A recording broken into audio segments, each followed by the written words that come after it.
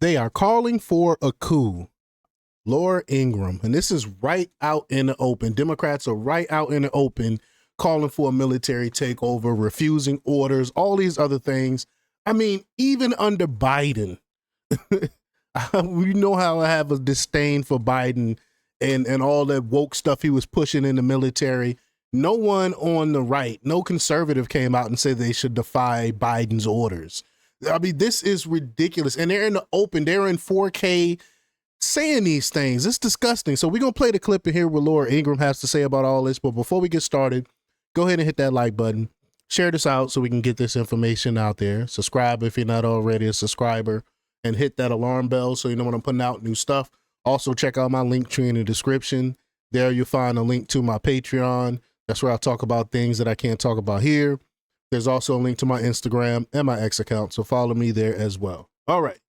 Let's get right to the clip here. Here we go. Time with us, Slotkin's new insurrectionists. That's the focus of tonight's angle. Now, it's official. Other than maybe John Fetterman, there are no serious people left in today's Democratic Party. I agree. Only those who are so obsessed still with ousting Trump that they'll risk burning down our entire constitutional system to do it. Facts. I mean, want to speak directly before we get to this. Look no further than the government shutdown. The same people that they supposedly supposed to be helping, they shut down the government for just for a couple of votes, just to make it look like they're doing something to stop Trump. These people don't really care about the American people. All they care about is pushing their crazy woke agendas, and they care about taking the government back from Trump. That's all. Is get Trump. TDS, TDS, TDS. Get Trump at all costs, even if it hurts their own constituents. The members of the military and the intelligence community who take risks each day to keep Americans safe. We know you are under enormous stress and pressure right now. Americans trust their military. But that trust is at risk. This administration is pitting our uniformed military And intelligence community professionals against American citizens. like us. You all swore an oath to protect and defend this Constitution. And right now, the threats to our Constitution aren't just coming from abroad, but from right here at home. Our laws are clear. You can refuse illegal orders. You can refuse illegal orders. You must refuse illegal orders. Your vigilance is What illegal orders? What illegal orders? What is Trump doing outside of the Constitution, outside of his powers? Even when it comes down to these activist judges' judgments, he adhered to those judgments and appeal them, even though their judgments are ridiculous and unconstitutional. So what are they talking about? What are they talking about here? critical. And know that we have your back. Don't give up the ship. Now, let's be clear. They're playing games with one of the gravest outcomes for our country. Right. A military uprising or coup against a duly elected president.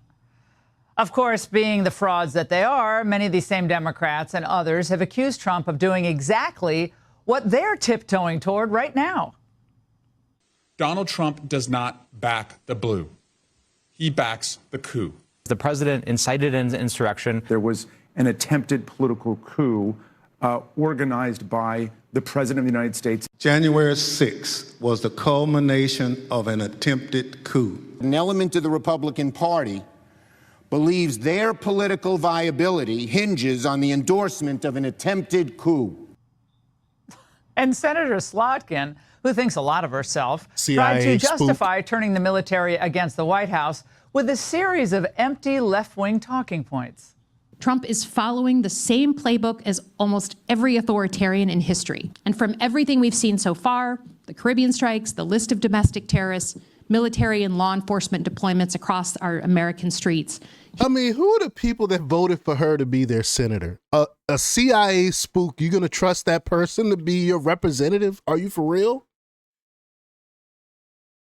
He seems to be laying the groundwork to stay in power. Elections, therefore, could be canceled, or if they happen, he could surround polling places with military and federal law enforcement to intimidate voters. Trump could use the IRS to make it impossible for Democrats to fundraise. Wow. First, these are all lies, Yeah. every last one of them. Second, even if they weren't lies, the proper remedies for Congress to challenge the president's decision-making is either through the courts, and they're certainly doing that, impeachment, and they'll try that again, or the ballot box. Yeah. Better luck next time. But Alyssa and Mark are writing their own rules and playing a very dangerous game here. There are two things that are true here. Number one, the president has no constitutional authority to use the military as his own personal army to rule the country and to then stay in power.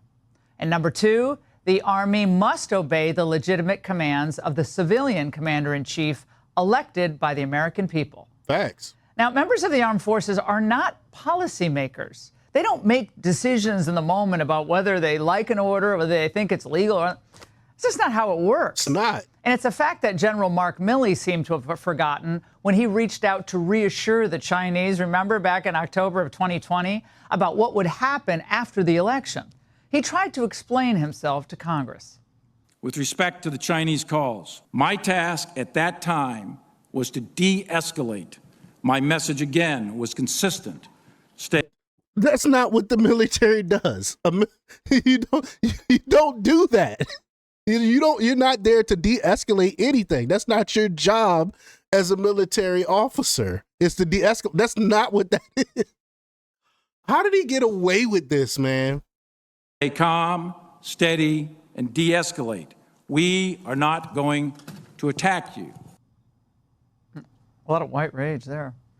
Well, encouraging the military to think of itself basically as an independent force, not constrained by civilian rule, the president, that's tantamount to encouraging an insurrection. Yes. The fact that Democrats can so cavalierly encourage military members to actively defy their commander-in-chief, that just demonstrates that they're either too stupid to know they're encouraging rebellion or they're actively trying to encourage rebellion. Actively trying. They know what they're doing, especially Slocum. She's a former CIA officer. They take down governments all the time. They commit coups, they commit insurrections in other countries all the time. She knows exactly what she was doing. In the streets.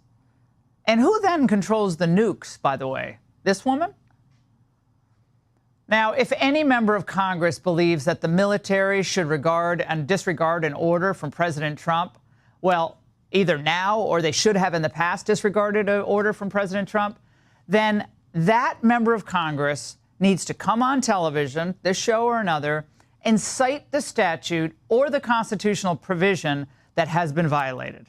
If they cannot or will not do that in any convincing manner, then they're playing with fire and putting our entire constitutional system at risk. And it's all being done simply to score a few political points. Now, of course, Slotkin is getting huge blowback and answered her critics on X, saying this is the law passed down from our founding fathers to ensure our military upholds its oath to the Constitution, not a king. Well, this is a hateful woman who's only out for her own political brand. Last spring, her bitterness about a second Trump term was on display for all to see. Yep, I remember. We're about to turn 250 years old, right? We're still pretty young for a country. These are our like our angry teenage years, right? We are going through this push and pull where we're happy, we're sad, we want this, we want that. And what do you do when you have a teenager who's threatening themselves and others? You just try to get them through this period alive so that their brain can fully form. I wonder if she practices being that self-righteous and condescending. Does she practice that every day or in front of a mirror? I hope not.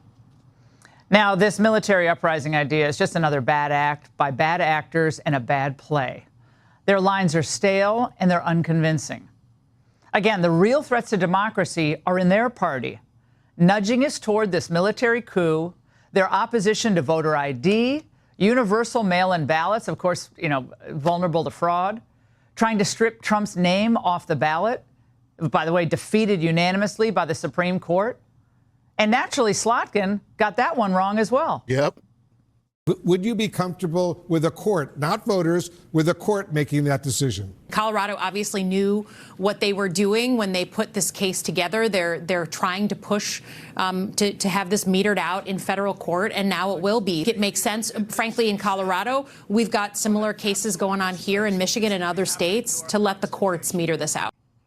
Meter this out? What does that what even she's mean? Talking about. Right. It got goose-egged at the court, sweetheart. Now, these people are shameless. No wonder their members think that they can do anything, any undemocratic act with impunity.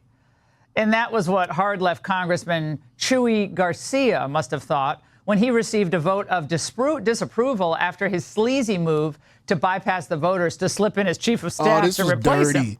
This was some dirty, dirty stuff. I told you the so-called Democratic Party are the most undemocratic people. Their name is hypocrisy. Listen to what these scumbags did here to bypass Democrat voting. Anti-democratic move by the defenders of democracy.